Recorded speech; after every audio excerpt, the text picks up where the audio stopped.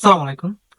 তো আজকে আমি কথা বলবো হচ্ছে গিয়ে কাস্টম অডিয়েন্সের অডিয়েন্স রিটেনশন, যেটা আমি দেখছি যে মোস্ট অফ দ্য পিপলের ক্ষেত্রে বা যারা অ্যাডস চালায় বা যারা মার্কেটার আছে, অনেক মার্কেটারের ক্ষেত্রে এই জিনিসটা ভুল হয় যে আমরা অডিয়েন্স যখন ক্রিয়েট করি, কাস্টম অডিয়েন্স যখন ক্রিয়েট করি, তখন এই ফেসবুক আমাদের, এই যে ফেসবুকে আমাদের ওয়েবসাইটের ডাটা, কাস্টমার ডাটা বা অ্যাডস থেকে যে কাস্টমারের যে ডাটা আসে, ওই ডাটা কতদিন পর্যন্ত স্টোরেজ করে। অ্যান্ড আমরা একটা জায়গায় গিয়ে ভুল করি, সেটা হচ্ছে অডিয়েন্স রিটেনশন। এই জায়গাটার মধ্যে আমরা অনেকেই ভুল করি। তো আমি ছোট্টভাবে, মানে ছোট করে এই জিনিসটা এক্সপ্লেন করবো যে অডিয়েন্স রিটেনশন আসলে কি। তো অডিয়েন্স রিটেনশনটা দেখানোর জন্য আমি ফার্স্টে হচ্ছে গিয়ে অডিয়েন্সে যাই। অডিয়েন্স থেকে একটা কাস্টম অডিয়েন্স ক্রিয়েট করে দেখাই। ঠিক আছে। যদি কাস্টম অডিয়েন্সে যাই অ্যান্ড ওয়েবসাইট, অ্যান্ড এই যে, আচ্ছা, এটা হচ্ছে পিক্সেল, পিক্সেল সিলেক্ট করে দিলাম। দেন এখান থেকে ইভেন্টস, আমি ওয়েবসাইট ভিজিটরস ইভেন্টটা রাখলাম, ফার্স্ট ইভেন্টটাই রাখলাম। ঠিক আছে। ওকে, এই যে এখানে দেখাইতেছে যে অডিয়েন্স রিটেনশন।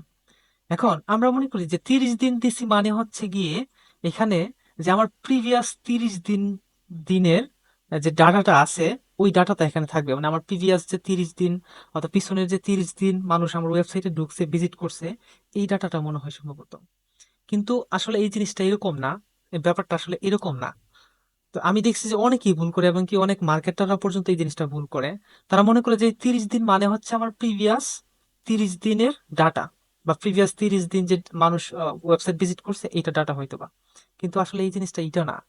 আমি এখানে 30 দিন, যদিও ডিফল্ট 30 দিন সিলেক্ট করা থাকে, এইখানে আমরা 180 দিন পর্যন্ত সিলেক্ট করতে পারবো, দিতে পারবো, অথবা কমও দিতে পারবো। এই অডিয়েন্স রিটেনশন মানে হচ্ছে কি আপনার, যে আমি এখানে 30 দিন দিছি মানে হচ্ছে গিয়ে কেউ যখন আমার ওয়েবসাইটে ক্লিক করবে অথবা আমার অ্যাড এর মধ্যে ক্লিক করবে, আমার ওয়েবসাইটে ঢুকবে, সে একজন ওয়েবসাইট ভিজিটর হবে, তার এই ডাটাটা, অথবা তার, যে যখন ফার্স্ট ক্লিক করবে, এই 30 দিন পর্যন্ত ফেসবুক তাকে রিটেনশনে রাখবে, মানে হচ্ছে গিয়ে ওয়ার্মিং এ রাখবে, মানে তার কথা মনে রাখবে, এক কথায় বুঝতে পারেন। আমি যে এখানে 30 দিন সিলেক্ট করে দিতেছি, এই 30 দিন মানে এটা বোঝাচ্ছে যে যে সে যখন ক্লিক করবে, মানে সে যখন আমার একটা অ্যাডে ক্লিক করলো, ক্লিক করার পর এই যে ক্লিক করে আমার ভিজিট করলো, এই ভিজিটের দিন থেকে 30 দিন পর্যন্ত সে আমার ওয়েবসাইট ভিজিটর হিসেবে কাউন্ট হবে। 30 দিন পর সে অটোমেটিক ডিলিট হয়ে যাবে ওয়েবসাইট ভিজিটর থেকে। এখন এখানে একটা প্রশ্ন আসতে পারে যে তাহলে 30 দিনের ভিতরে যদি আবার ক্লিক করে, যদি আবার ক্লিক করে ওই দিন থেকে আবার 30 দিন হিসেব করা হবে। কথা বুঝতে পারছেন? এখন এখন আমি যদি অন্য একটা ইভেন্ট সিলেক্ট করি, যেমন আমি হচ্ছে গিয়ে পারচেস ইভেন্টটা সিলেক্ট করি, এখন সেম, এখানে আপনারা এই যে আই বাটনের মধ্যে ধরলেই বুঝতে পারবেন যে এখানে কি বলছে, যে enter the number of days you want account centre accounts to remain in your audience after meeting the website traffic criteria. মানে হচ্ছে গিয়ে আপনি পারচেস দিচ্ছেন, ধরেন কেউ একজন পারচেস করছে বা সেল, অথবা আপনার প্রোডাক্টটা কেনার পর কিনছে। তো কেনার পর এখানে 30 দিলাম, 30 মানে হচ্ছে সে 30 দিন পর্যন্ত পারচেস করছে, এটা হিসাবে কাউন্ট হবে। মানে ফেসবুক বুঝবে 30 দিন পর্যন্ত, তাকে মনে রাখবে যে সে পারচেস করছে। সবচেয়ে ইজি যে ব্যাপারটা। এখন আমাকে যদি প্রশ্ন করেন তাহলে ফেসবুক আমাদের ডাটাটা কতদিন পর্যন্ত সংরক্ষণ রাখে বা স্টোরেজ রাখে, কাস্টমার ডাটা, তাহলে আমি গুগলের যেটা দেখলাম, অনেক ব্লগ পড়ে অনেক কিছুই দেখছি, বাট ফেসবুক একদম, ফেসবুকের নিজস্ব মেটাতে যে জিনিসটা তারা বুঝাইছে, আমি যদি এখানে যাই, আমি এটা আগে থেকে বের করে রাখছিলাম যে how long do people stay in custom audience from my website or mobile app. একটা মানুষ যখন ফার্স্ট একটা অ্যাকশন নেয়, অ্যাকশনের পর থেকে মানে ম্যাক্সিমাম সে 180 দিন পর্যন্ত ওই আমাদের ডাটার মধ্যে আটকে থাকে, মানে ফেসবুকের স্টোরেজ সিস্টেমে থাকে। তারপরে তার ডাটাটা অটোমেটিক ডিলিট হয়ে যায়, যদি না সে আবার কোনো অ্যাকশন নেয়। যদি আবার কোনো অ্যাকশন নেয়, তাহলে অবশ্যই সে আবার ফেসবুকের জালে আটকে যায়। সবচেয়ে ইজি ভাষা হচ্ছে, যদি কোন একজন মানুষ ট্রাফিক অ্যাড রান করছে, আমি যদি ওয়েবসাইটের মধ্যে একটু, মানে অ্যাকশন বাটনে ক্লিক করি, অর্ডার নাও বাটনে ক্লিক করে তার ওয়েবসাইটে ঢুকি, তাহলে আমি 180 দিনের জন্য ফেসবুকে জালে আটকে গেলাম। ঠিক আছে, 180 দিন ফেসবুক আমাকে মনে করবে যে আমার এই প্রোডাক্টের প্রতি ইন্টারেস্ট আছে।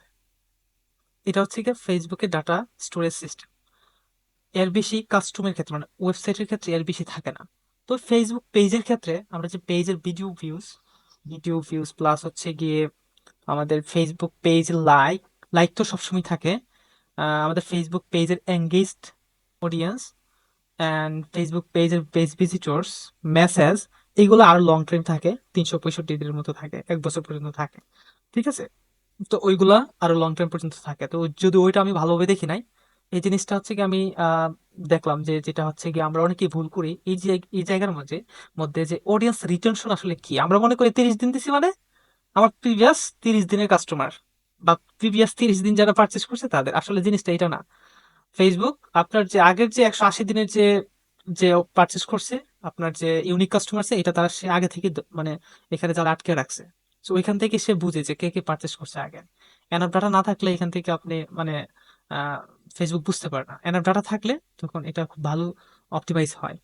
ঠিক আছে, তো আমি জাস্ট এই ভিডিওটা করার উদ্দেশ্য হচ্ছে এই জিনিসটা ক্লিয়ার করা যে আসলে আমরা এখানে 30 দিন অথবা 1 মাস দেওয়া এটা না, বা 100 অথবা 180 দিন দেওয়ার মানে এইটা না যে আমি প্রিভিয়াস 180 দিনের কাস্টমার ডাটা এখানে আমি সেভ করতেছি অথবা কাস্টমার অডিয়েন্স হিসেবে ক্রিয়েট করতেছি। জিনিসটা আসলে এইটা যে আমি 30 দিন দিলাম দিলাম মানে হচ্ছে কেউ যখন ফার্স্ট অ্যাকশন নিবে, অ্যাকশন নেওয়ার 30 দিন পর্যন্ত ফেসবুক তারে মনে রাখবে অথবা ফেসবুক তারে ভিজিটর অথবা পার্চেস হিসেবে কাউন্ট করবে। আমরা যেটা করব ওইটাকে হিসাবে কাউন্ট করবে। যদি আমি পার্চেস ইভেন্ট করি তাহলে তাকে পার্চেস এই 30 দিনের জন্য পার্চেস হিসেবে কাউন্ট করবে, কেউ যদি পার্চেস করে।